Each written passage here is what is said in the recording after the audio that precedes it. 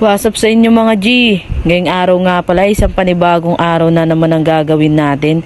At wala tayong bang gagawin kundi mag-food trip. Tara, let's G!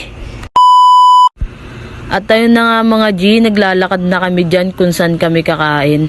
Dahil medyo malapit nang naman yung kakainan namin dyan mga G.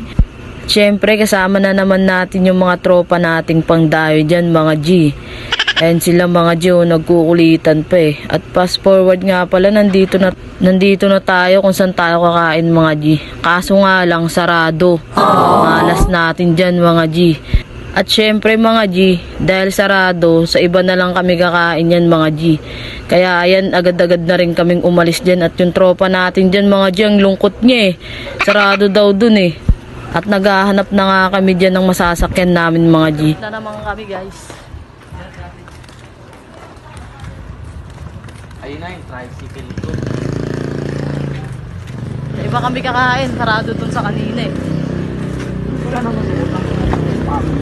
At time check, 10:44 na nga pala ng yan mga G gabi. At agad-agad na rin kami bumiyahe mga G. Medyo malapit lang naman yung pupuntahan namin dyan kasi medyo malapit lang yun dito sa amin eh.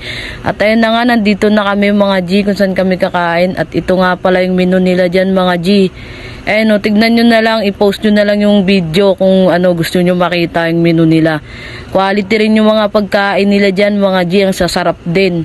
Solid din, mga ano rin, mga pasok sa budget natin yan mga G. At tignan nyo rin yung place nila dyan mga G. Ang ganda ng city lights dyan mga G. Shoutout nga pala kay Boss A dyan mga G. Dyan nga pala kami kumain sa restaurant nila mga G. Dayo na rin kayo dyan mga G. Quality yung pagkain nila dyan mga G. Tignan nyo rin yung place nila dyan mga G. Oh, ang ganda pagmasdan yan. Quality yung city lights dyan mga G. Kapag kamalungkot ka dyan or ano ka, talong ka lang dyan mga G. At ayun yung mga tropa natin mga G, nahihiya pa sila sa camera eh.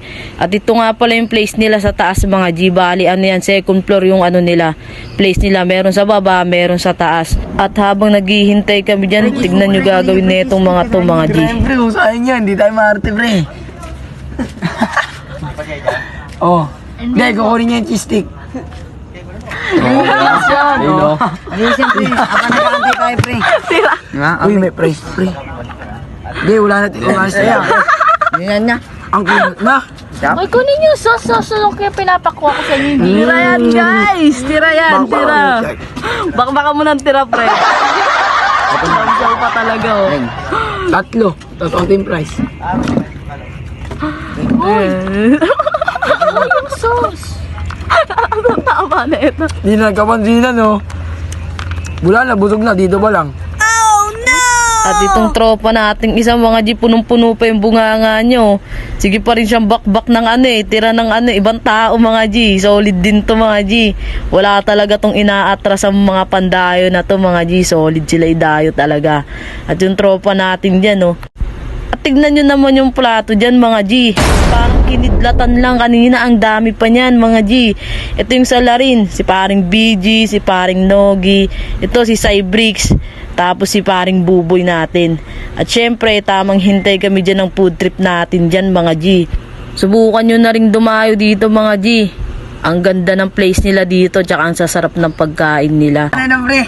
Lechon belly yun, bobo. Bobo, lechon. Bobo na ito, lechon nga na maliit. Bobo ko, chinilo yun. Bobo. Di kasi niya alam, grade 6 ka pa lang kasi hindi na natututunan yun. Alam mo yun? Chinilyo. Oh, bobo ka rin, grade 7 ka, bobo ka. Lechon belly ko, chinilyo tawag niya. Lechon belly, bobo na ito. Maliit nga na baboy, alam mo ba yun? Small pig. Oh. Ayun nga yun. Yung tinuturo mo, small belly, yun sa tiyan. Yung sinasabi ko, yung maliit na baboy, yung buo, lechon. O tara, oh. Bakit may cancer ka? Palagang kita, may cancer ka. Tanga-tanga no, lechon belly nga, may maliit nga na lechon. Small pig Lechon nga. belly. Small pig nga. Kulpot. Anong tawag doon? Anong tawag doon pre? Chinilyo. Hindi, kapag ayaw nila kutsinilyo. Baby pig. Ayaw niya ako chinilyo, baby pig. Baby pig. At ayun mga G, pagtapos nila mag-away dyan mga G, ayun na nga pala yung order namin mga G. Pork silog, sisig, talagang quality rin yung mga pagkain nila dyan mga G. Pasok din sa budget nyo yan.